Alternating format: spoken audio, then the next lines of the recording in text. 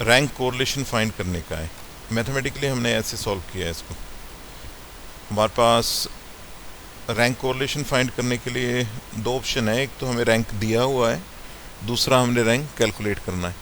तो ये अप्रोच क्या सॉल्व कर रहे हैं हम कि हमें रैंक क्या है दिया हुआ है, R1 R2 दिया है, और हमने ये D निकाला, फिर D का स्केयर निकाला, समेशन D निकाला, और ये बेसिक फार्मूला है R is equal to 1 minus 6 summation D square upon n cube minus n।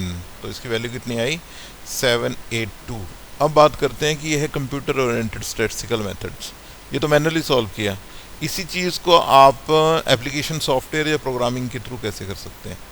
तो यदि हम MS एक्सेल में बात करें तो ये हमने डाटा लिखा हुआ है, 10 स्टूडेंट्स हैं, और उसके बाद ये हमारे पास रैंक मैथ में है, ये रैंक हमारे पास साइंस में है। तो इसके लिए बड़ा सिंपल सा फार्मूला है जो कि मैथमेटिकली इतनी कैलकुलेशन करते हैं हम, बहुत ही सिंपल फार्मूला। वो क्या है, CORREL, कोरिलेशन। ओके, उसके बाद हमारे पास एक सीरीज कोमा लगा के दूसरी सीरीज की रेंज तो अंडरस्टैंड करते हैं ना आप, पहले सेल से लेके एंड के सेल का एड्रेस, और मैंने कैलकुलेट किया तो हमारे पास वैल्यू कितनी आई 0.7182। ओके, ये वैल्यू जो है हमारे पास और ये वाली जो वैल्यू है ये दोनों सेम है मैथमेटिकली भी, और ये हमने एक्सेल की हेल्प से कर ली। ठीक है, अब बात करते हैं कि प्रोग्रामिंग में इस चीज़ को कैसे करते हैं।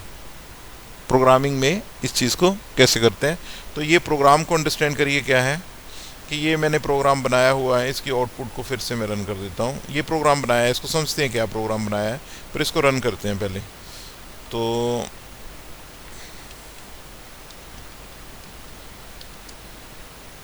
हमने क्या करना है, इनपुट करना है। सबसे पहले कितने एलिमेंट्स हैं, तो टोटल एलिमेंट्स कितने हैं 10। डन। पहले जो R1 है उसके एलिमेंट्स क्या हैं, 6 है, 5, 3, 10, 2, 4, 9, 7, 8, 1। ये कौन सा आ गया, दिस इज R1। अब R2 के इनपुट करते हैं 3, 8, 4, 9, 1, 6, 10, 7, 5, 2। ठीक है, इसको मैं एंटर करता हूँ तो हमारे पास यही डाटा फिर से यहाँ रिप्रेजेंट हो रहा है। और ये थोड़ा सा डन। ये वैल्यू कौन सी आ गई हमारे पास 0.76। ये हमने यहाँ पे कैलकुलेट की है, ये वैल्यू यहाँ पे आ रही है, इस वजह से हम इसको कैलकुलेट कर सकते हैं। अब हमारे पास ये बात आती है कि इसको हमने कैसे किया है, मोस्ट इंपॉर्टेंट थिंग। तो इसको अंडरस्टैंड करिए। तो हमने क्या किया है कि मेन से आते हैं कि हमने डायनेमिक मेमोरी एलोकेशन की है। डायनेमिक मेमोरी एलोकेशन का मतलब क्या है कि हमने क्या है R1 और R2 ये किसके लिए लिए हैं, R1 एंड R2 किसके लिए लिए हैं, ये हमने दो लिए हैं, एक रैंक के लिए, दूसरे रैंक के लिए, n लिया है हमने नंबर ऑफ एलिमेंट के लिए। तो इसके बेनिफिट्स क्या हैं, इसको चीज़ को समझना। ये वेरिएबल लिए हैं रैंक कोरिलेशन के लिए, ये लिया है हमारे पास जो डिफरेंस फाइंड कर रहे हैं, ये हम जो सम ऑफ स्केयर जो D स्केयर है उसको कैलकुलेट करने के लिए, और यहाँ ये लाइन किसके लिए हमारे पास एलिमेंट एंटर करने के लिए, ये हमने मेमोरी एलोकेट कर दी। कितनी मेमोरी एलोकेट की डायनामिकली, जितनी हमें ज़रूरत थी, जितने एलिमेंट से मल्टीप्लाई किससे किया हमने 2 से मल्टीप्लाई किया, क्योंकि ये क्या है इंटीजर्स। और यहाँ पर क्या किया है हमने इनपुट एक फंक्शन बना लिया। आपको पता है ये n एलिमेंट्स की इनपुट करनी है एरे में, तो हम क्या करते हैं लूप लेते हैं, एक फॉर लूप लेनी है, कहाँ से 0 से लेके कहाँ तक चले n तक चले। तो हमने यहाँ पर क्या कर लिया, एक फंक्शन ही बना लिया इनपुट। ओके, और मोस्ट इंपॉर्टेंट थिंग इसमें अंडरस्टैंड करो कि मैंने R1 पास किया है। What is R1, R1 is the memory address of, जो कि R1 को एलोकेट की मेमोरी एरे को, और n क्या है नंबर ऑफ एलिमेंट पास किए हैं। तो एज इट इज कॉपी क्या हुआ, यहाँ पर एड्रेस कॉपी हुआ।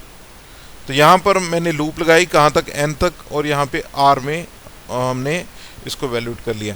यहाँ पे नीचे मैंने R1 भेजा और यहाँ पे लिख रहा हूँ R, दोनों में कन्फ्यूजन नहीं करना है, because R and R1 right new represent the same memory address. Okay, this is the most important thing in this program कि R जो है वो मेमोरी एड्रेस किसका स्टोर कर रहा है, R1 का। तो उसने इनपुट कहाँ पर भी की, जो कि R1 के मेमोरी एड्रेसेस हैं 10, उनमें स्टोर कर दी। यही फंक्शन जब R2 के साथ कॉल हुआ, ये देखो अब R2 के साथ हुआ, अब कॉपी क्या हुआ, R2 का एड्रेस कॉपी हुआ। तो R2 का एड्रेस कॉपी किसमें हुआ, R में कॉपी हुआ। अब वहां पे इनपुट होगी। डन, यहां तक क्लियर है। ये किसकी होगी, दो एरे की इनपुट होगी। सिंपल है, मैंने एक मैसेज डिस्प्ले कर दिया, टैब लगा के कर दिया है। पहले R1 लिखा, फिर R2 लिखा, फिर टैब लगाई, फिर D लिखा, फिर टैब लगाई D2, और अब उसके बाद क्या किया मैंने, D फाइंड किया। D is very simple, R1 के एरे है उससे उसको सब्ट्रैक्ट करना है, R1 माइनस R2। तो एरे इंडिविजुअल एलिमेंट सब्ट्रैक्ट हुए। यहाँ पे मैंने सम ऑफ डी स्केयर में ऐड कर लिया D के स्केयर को, जो हम समेशन D स्केयर, जैसे ये नीचे लिखा हुआ है समेशन D स्केयर हम फाइंड करते हैं, तो उसके अकॉर्डिंग। और उसके बाद क्या किया, इनको डिस्प्ले कर दिया जो टेबल हमें दिखाई दे रहा है। उसके बाद ये फार्मूला लगा दिया। ओके, यहाँ पर 6 जो है फ्लोट डिनोमिनेटर जो है वो हमारे पास, ये मैं फ्रैक्शन को करने के पॉइंट ऑफ व्यू से मैं फ्लोट कर देता हूँ, यहाँ पे टाइप कास्टिंग कर देता हूँ।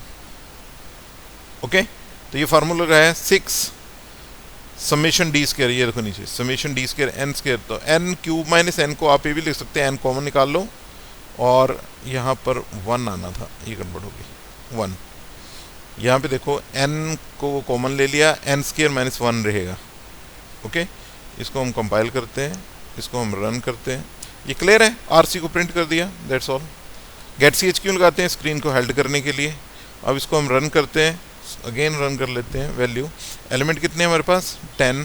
पहले एरे के कितने हैं, 6। हाँ हाँ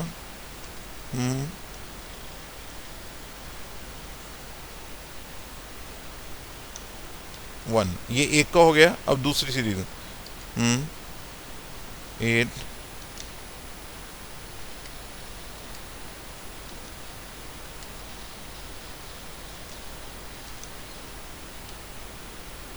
डन। अब देखो बिल्कुल ठीक आ रहा है, वहाँ पे मैंने n-1 करना था। 78180 डेसिमल प्लेसेस तक आता है, ये इसको डिस्प्ले कर दिया। It is about the rank correlation, just Spearman coefficient of correlation for the data where the rank is given to you, है ना। अनदर प्रोग्राम हम क्या करेंगे, यहाँ पे आपको रैंक फाइंड करना पड़ेगा, तो प्रोग्राम में भी चेंज आएगा, एक्सेल में भी चेंज आएगा। ठीक है, एनी क्वेश्चन? ठीक है, दैट्स ऑल।